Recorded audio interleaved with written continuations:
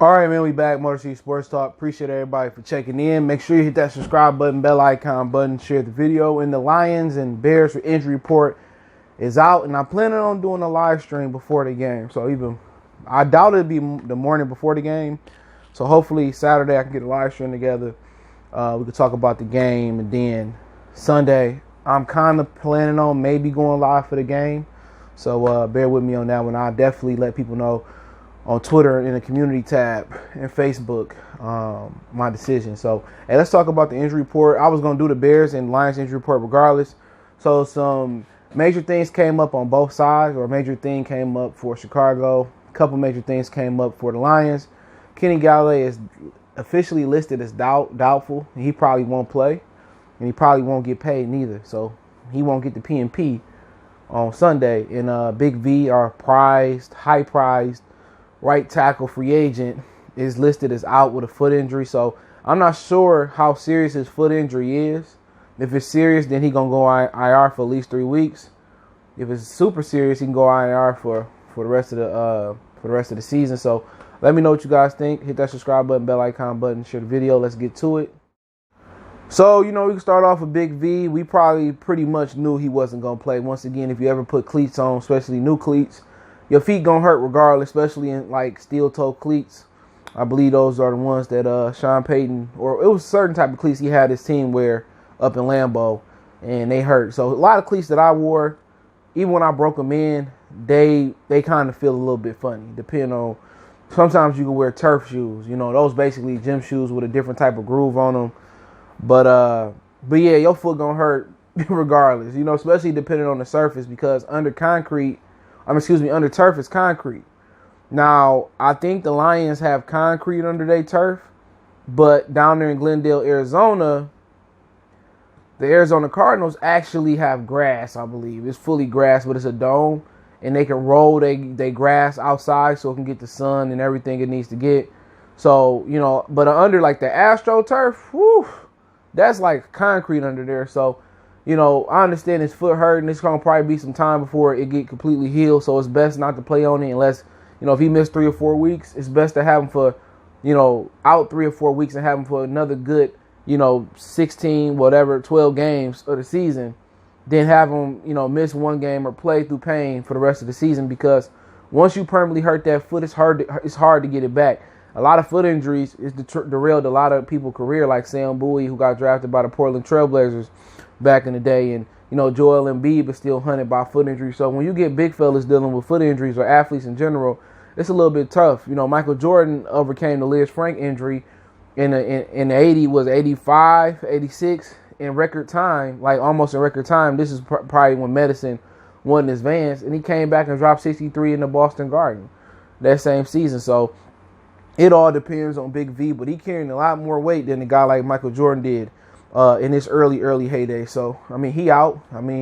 But it's not DEFCON 5,000. It's not DEFCON 1,000. It's okay. Terrell Crosby, he started big games for us at left tackle. He started some big games for us at right tackle. I thought he was a better fit to start at right tackle, and they kicked Big V in the inside. So, maybe Terrell Crosby could prove himself at right tackle, and then when Big V come back, he had to be a guard. So we're going to have to see. So it's really, to me, it's not a drop-off. It might be a chance that Crosby might be a better tackle than Big V in the NFC North. He didn't broke down the Smith brothers. He didn't broke down, what Danielle Hunter, even though he out for 3 weeks, he on IR. He didn't broke down the different pass rushers that we'll see out here. He didn't see Khalil Mack. He didn't see Robert. He ain't never seen Robert. He probably have seen Robert Quinn at some point, because he did play for the Cowboys last year. But you didn't see him, and he played for the Rams a few years ago. You didn't see some really, really good pass rushers. So really not concerned about that. Now, Kenny Golladay, he doubtful, probably mean he gonna be out with a soft tissue injury. And people saying, how these injuries happening like this. When you don't, like I said earlier in my other video, when you don't stay in football shape, it ain't no OTAs, mini camps, in the true training camp, you're gonna suffer soft tissue injuries. You see in the NBA with a few injuries that happened to opponents, a few dudes that had these, soft tissue injuries. You just can't simulate it. People say, well, basketball's an all-around year sport. Football players train all year. But you can't simulate the speed of football. You can't simulate the hitting, the cutting, the burst. You know what I'm saying? So, it happens. Kenny Golladay had hamstring injuries, when he first got here, his first season or second season. So, it happens. Mike Evans also got a hamstring injury. He may or may not play when Tampa Bay go down to New Orleans. So, they happen. You're going to have these injuries. At least we haven't had a record amount of season-ending injuries. So, that lets me know that a lot of the NFL teams are really going at a nice pace and they're not rushing. So, I'd rather be dealing with a soft tissue injury than a blown ACL or, a broken ankle or whatever, or fibula or whatever that situation may be. So, at some point, he just got to take rest, get some tender love and care, stretch, get some therapy going. And at some point, it might take 2-3 weeks for that hamstring to get right.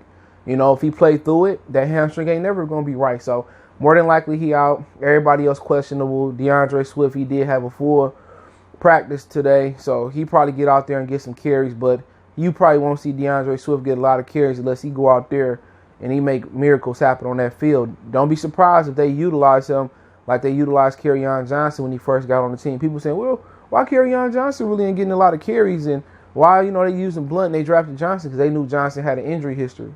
They knew he took a lot of carries his last year at Auburn.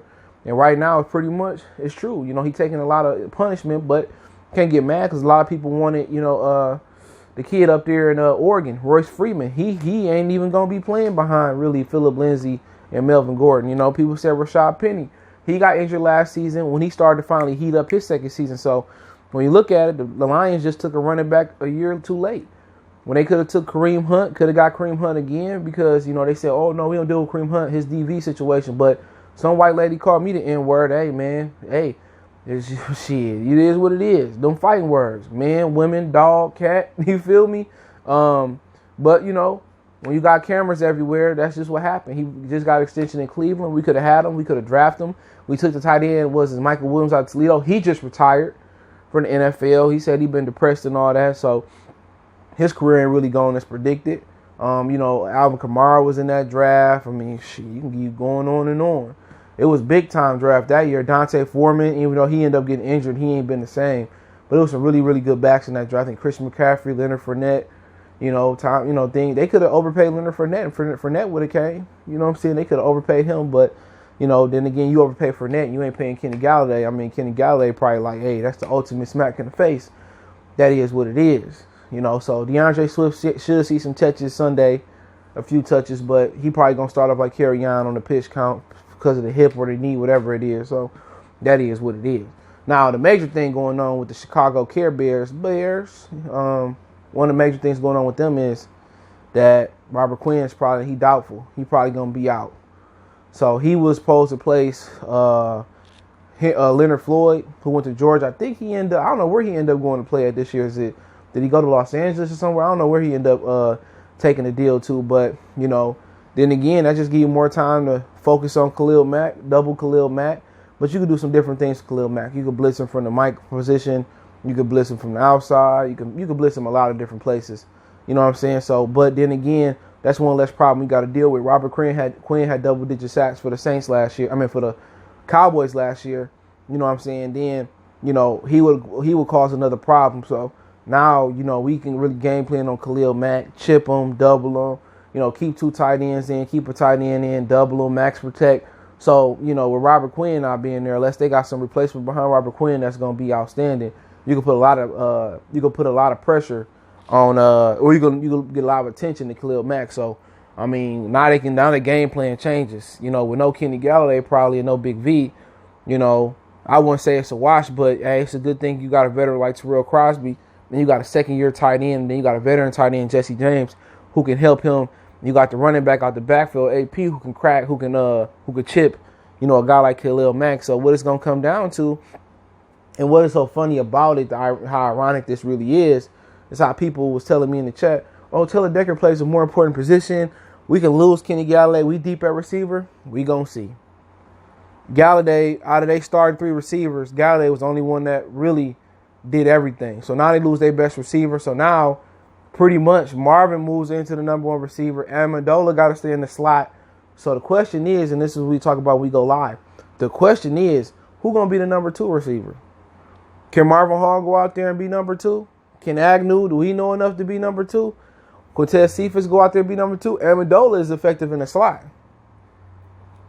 You know what I'm saying? So really, you got to find you a number 2 receiver. Now, when you think you deep at a position, old boy was like, "Oh, I'm deep. We deep at receiver." No, we not. Marvin Jones is a good one, but hey, now you can worry about Kyle Fuller handling him.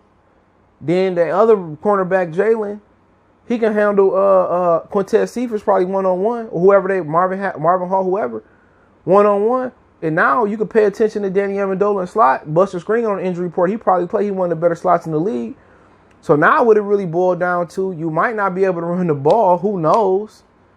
Now your receivers, you really looking at, hopefully Hockenson and Jesse James get the job done. That's what it boiled down to. If Marvin Jones don't dominate his matchup and Amendola don't do what he's supposed to do in the slot, tight ends going to be the big plays this week. So I like the tight ends for the Lions this week, but hey, it's going to be difficult. You think you deep somewhere, but we'll see. Quintez Cephas ain't took a snap. He might come in there and burn the house down. What if he come in there and Golladay missed 2 or 3 weeks? And he tearing shit up. He looking like the next Kenny Golladay. He looking like the next Calvin. So they be like, "Oh, we can trade Kenny Golladay right now." Something to think about. I remember Bill Parcells told Curtis Martin. He said, "If you can go, you better play, because you never know. Somebody get in there, they might not get a chance to get out." Look at Tony Romo. He got an opportunity to get in there. Who was it? Drew Bledsoe at the time, I think, again. He got in there. He performed. Drew Bledsoe got injured. Tom Brady came here, took full advantage. Dak Prescott came in there, didn't give Tony Romo a chance to come back. Took full advantage. So that's something to think about as well when you think about the Kenny Golladay situation. If you open up and give Quintez Cephas an opportunity, but then again, you also got to think about Marvin Jones is probably going to be the odd man out. He probably going to not come back next year. So do they going to lose Marvin, Kenny Golladay, and Amendola on a 1-year deal? So they probably got to bring Golladay back regardless. If they don't, they better get a Roy Williams deal for him. But hey, don't forget, we on Facebook, Instagram, Twitter. You can reach out if you got business, question, inquiry, sponsorship, video requests. Keep sharing the videos. Want to make a donation to the channel? Cash App for CJ Good 313.